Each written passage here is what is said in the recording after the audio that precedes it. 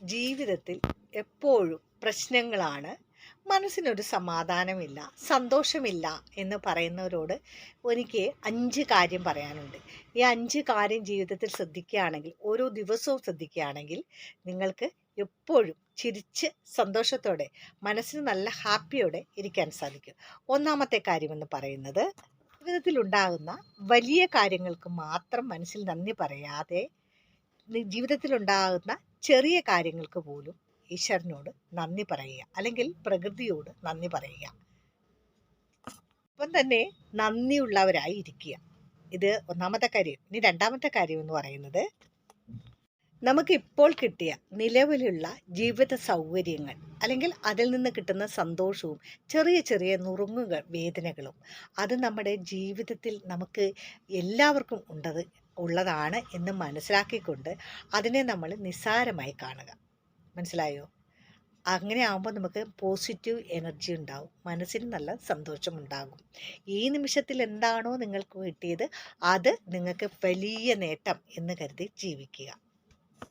മെയിനായിട്ട് പറയുന്നത്, വ്യായാമം ശീലമാക്കുക. നമ്മൾ വ്യായാമം ചെയ്യുമ്പോൾ തന്നെ മനസ്സിന് എന്തോരു സന്തോഷമാണെന്നറിയാമോ? ഭയങ്കര ഉന്മേഷം കിട്ടും. അപ്പം നമ്മൾ മറ്റുള്ള ചിന്തകളെല്ലാം മറക്കും.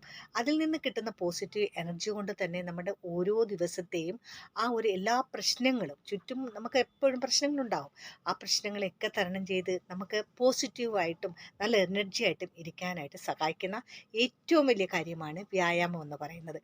അപ്പം വ്യായാമം ദിവസവും ശീലമാക്കുക, അത് മുടക്കാതിരിക്കുക. പിന്നെ നിങ്ങളുടെ ഫ്രണ്ട്സ് അല്ലെങ്കിൽ നിങ്ങളുടെ ഫാമിലിയിലുള്ളവർ, അവരിൽ നിന്ന് നിങ്ങൾക്ക് പോസിറ്റീവ് കിട്ടുന്നുണ്ടെങ്കിൽ അവരുമായി ഇടയ്ക്ക് ഒരു 1-2 മണിക്കൂറൊക്കെ, ഒരു സുഹൃത്തല്ല 2 സുഹൃത്ത് കാണും, ചിലപ്പം നമ്മുടെ ബന്ധുക്കൾ അല്ലെങ്കിൽ നമ്മുടെ സ്വന്തം രക്തത്തിൽ പിറന്ന ആൾക്കാർ, അവരോട് ചിലവഴിക്കാനായിട്ട് 5-10 മിനിറ്റ് വെച്ച് കണ്ടുപിടിച്ച് ഒരു 3-4 ആൾക്കാരോട് സംസാരിക്കാം. അപ്പോൾ അവരിൽ നിന്ന് നമുക്ക് പോസിറ്റീവാണ് കിട്ടുന്നതെങ്കിൽ നമ്മുടെ ആരോഗ്യത്തിനും നല്ലതാണ്, അതുപോലെ നമ്മുടെ ചിന്തകൾക്ക് നല്ലതാണ്, സന്തോഷമായിട്ടിരിക്കാനും കഴിയും. അപ്പോൾ അങ്ങനെയുള്ളവരുണ്ടെങ്കിൽ നിങ്ങൾക്ക് ഒരു ദിവസം ഒരു 2 മണിക്കൂറെന്നല്ല 10 മിനിറ്റ് ആയാലും കിട്ടിയാൽ മതിയാവും. അത് നിങ്ങളുടെ.